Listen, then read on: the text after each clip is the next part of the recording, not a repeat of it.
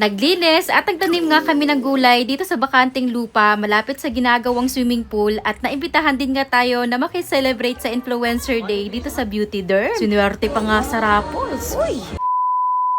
Umaga nga nang naglinis nga kami ng swimming pool at nagtanim nga ng mga gulay dito sa bakanting lupa na meron pa nga kami dito sa bukid. Best month nga ngayon na magtanim-tanim dahil maulan-ulan.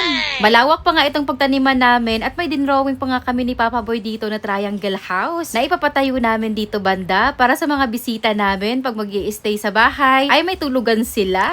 Pinag-iisipan pa lang nga namin, di pa knows kung kailan makulayan. Huy. Dito sa harap ng swimming pool ay may mga gulay na nga dito at yung iba ay na-harvest na nga rin namin. Lalo na yung mga okra. Maya-maya ay naligo muna nga kami sa swimming pool. Simula nga nang nagawa na nga itong pool na to, ay madalas araw-araw na nga kaming naliligo rito. Huy!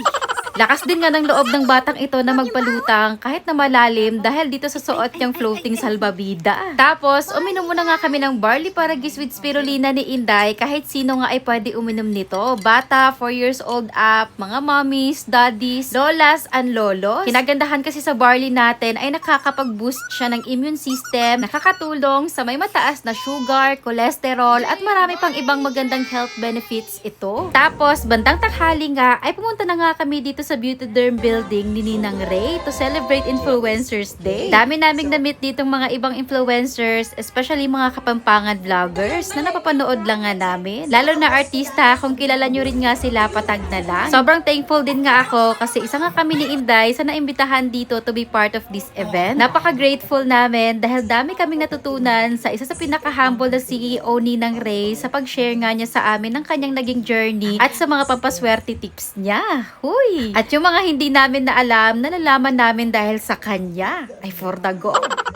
At dako naman nga tayo dito sa pinaka-exciting part, ang magpa-raffles nga ng mga Audrey bags at may mga palubiton pa na halos 100,000 ang presyo. Huy! Mawiwindang ka na lang talaga. Ang mananalo ng 5,000 worth of services sa Beauty House ay... Tama ba, ma'am? 5,000. Okay, 5,000. Unahin na natin si Inday and Mommy Rochelle. Yes, baby. Swerte. Baby.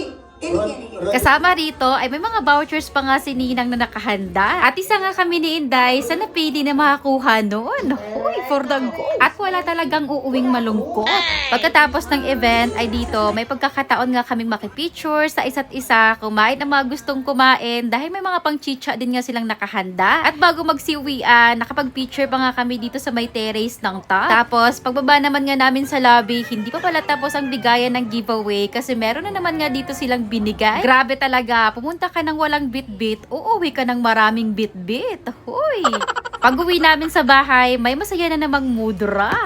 Hanggang ngayong araw na lang nga ang ating papromo sa Barley Paragis with Spirulina na naka-buy 3 get 1 na kapag bumili ka nga ng 3, may libre kang isa sa mga new customers namin. At buy 3 get 2, bili ka ng 3, may libre kang 2 sa mga repeat buyers naman. Habol na dahil baka sa bare months na po ulit ang ating papromo. Go!